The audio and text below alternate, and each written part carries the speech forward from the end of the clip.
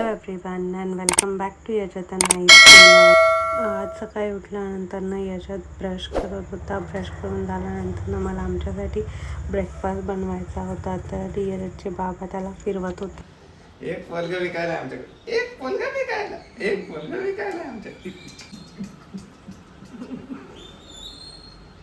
एक पोलगा विकायला. अरे हात नको सोडू, पडून जाशील. याच्यातला ब्रेकफास्ट करून अंघोळ घालून मग आम्ही निघालो आमच्या मॉर्निंग वॉकसाठी.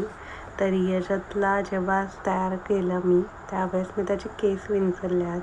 नेहमी मी त्याचे केस नाही विंचरत कारण ते असे चप्पू चप्पू दिसतात. जसे मेसी आहेत तसेच ठेवते मी, तेच छान दिसतात त्याला. त्यामुळे मग मला एका लोकल शॉपमध्ये मोबाईलचं बॅक कवर आवडलं होतं. तर मग मी ते बॅक कवर घेतलं माझ्या मोबाईलसाठी. आणि येता येता आम्हाला रस्त्यात नंदी बैल दिसला होता, पण तो फक्त थांबलेला होता. ते काही असं वाजवत वगैरे नव्हते. आल्यानंतर याच्यात खूप झोपेला आलेला होता. तर मग मी त्याला झोपवलं. इथे तो एकदम गाढ झोपेत आहे. 5 मिनिटातच तो झोपी गेला कारण तो खूप दमलेला होता. सकाळपासून तो खेळत होता. उठल्यानंतर मी याच्यातला घेऊन खाली गेले होते कारण तो थोडी चिडचिड करत होता. त्यानंतर मग आम्हाला आज शॉपिंग करायची होती थोडी. तर आम्ही शॉपिंगसाठी गेलो. इथे याची मस्ती चालू होती. जोपर्यंत बाबा त्यांची शॉपिंग करत होते तोपर्यंत आम्ही दोघं असा टाईमपास करत बसलेलो होतो. याच्यातनं इथे खूप मस्ती केली, खूप जास्त मस्ती केली.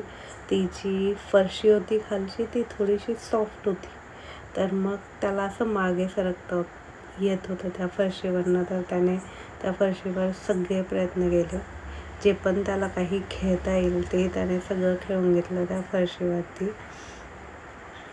मी त्याला म्हणत होते की तू मिरर समोर उभा राहा म्हणजे तुला दिसशील तू. पण त्याचं वेगळंच काहीतरी चालू होतं. त्याला वेगळंच काहीतरी करायचं होतं.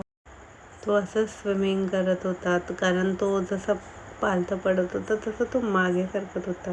ती फरशी सॉफ्ट असल्यामुळे तर तो असं खेळत बसला होता. नशीब जास्त लोक नव्हते, नाही तर ते असं वेगळं पाहतात जेव्हा लहान मुलं असं काही करतात त्यावेळेस त्यांच्या पेरेंट्सकडे. तर ते पेरेंट्सला एम्बॅरेस्ड फील होतं. लहान मुलांना एवढं काही समजत नसतं. त्यांना फक्त खेळायचं असतं. त्यांना जिथे जागा मिळते तिथे ते खेळायला चालू करतात. तर त्यांना एवढं काही पडलेलं नसतं की कोण आमच्याकडे बघतं आहे किंवा काय करत आहे काय नाही ते. पण जेव्हा मोठे माणसं पाहतात तेव्हा ते असे पाहतात आपल्याकडे की बाबा हे का याला उचलत नाही आहे किंवा हे याला असं का खेळू देत आहेत. पण मुलांना असं खेळू द्यावंच लागतं तरच आपली शॉपिंग होते, नाहीतर ते त्यांचे टँट्रम थ्रो करतात. त्यानंतर आम्ही निघालो घरी. जाऊन एक 10 मिनिटातच मला परत माझ्या ऑफिसला जायचं होतं. तर आम्ही ऑफिसला जाण्यासाठी निघालो. माझं ऑफिस हिंजवडी फेज 3ला आहे. तर जो माझ्या ऑफिसला जाण्याचा रूट आहे तो पावसाळ्यामध्ये खूप सिनिक होतो कारण त्याच्या दोन्ही पण डोंगर आहेत. मग घरी आल्यानंतर मी याच्यातला परत खाली खेळायला घेऊन गेले. सगळे मुलं आलेले होते तर तो त्यांच्यासोबत खेळत होता. तर असा होता आमचा आजचा दिवस. तुम्हाला आमचे व्लॉग रोज पाहायला आवडत असतील तर आमच्या चॅनलला नक्की सबस्क्राईब करा.